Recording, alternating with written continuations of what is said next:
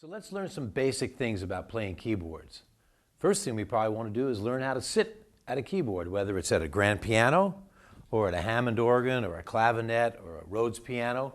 You're going to be pretty much sitting in the same place. What you want to do is sit or stand with your nose or the middle of your body right above middle C. Let's take a look at C. We're going to name these notes, okay? This is middle C, appropriately named because it's in the middle of the keyboard. Here is C. Here is C sharp, which means that we've gone up a note. Here is D. Here is D sharp. Here is E. Here is, that's E sharp, but guess what? It's F. We have F sharp. We have G. We have G sharp. We have A. We have A sharp. We have B. And we're back to the tonic C.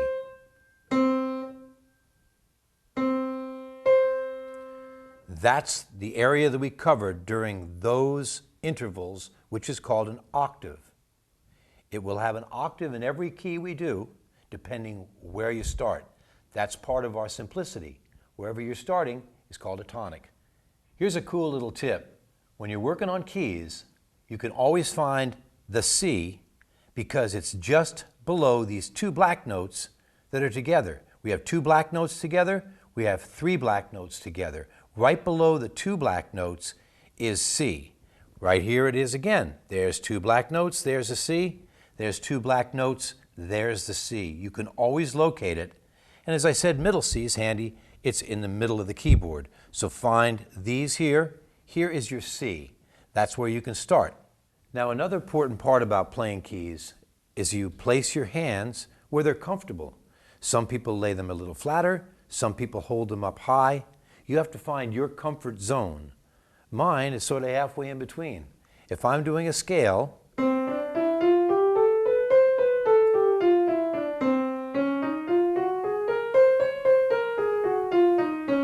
they just sort of arched up and then they flattened out a little bit.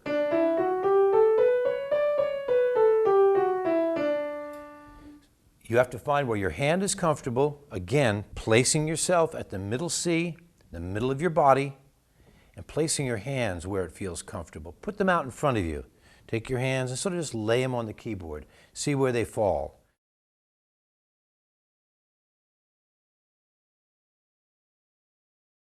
Now, we're going to be working in this one octave.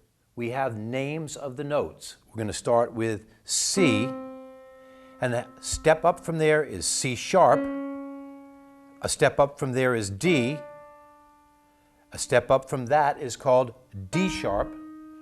A step up from that is E. A step up from that is F. A step up from that is F sharp. Step up from there is G. A step up is G sharp. A step up is A. One step up, A sharp. One step up, B, and back to C. This is our octave. Now, this octave we just worked with is up and down the keyboards. There's numerous octaves. Looks like a lot of notes, doesn't it? But they just repeat these 12 notes over and over. They sound differently. Starting down here at this C. Now, we found the C by going to these two black notes, and right below it is a C. So this C and the C sharp, well, that's deep. D, D sharp, E, F, F sharp, G, G sharp, A sharp, B, and back to C. So once again, we have gone through an octave with the same names. Different sound then, different sound then, different sound then. But they are all the same intervals and the same names depending what part of the keyboard you're playing on. Thank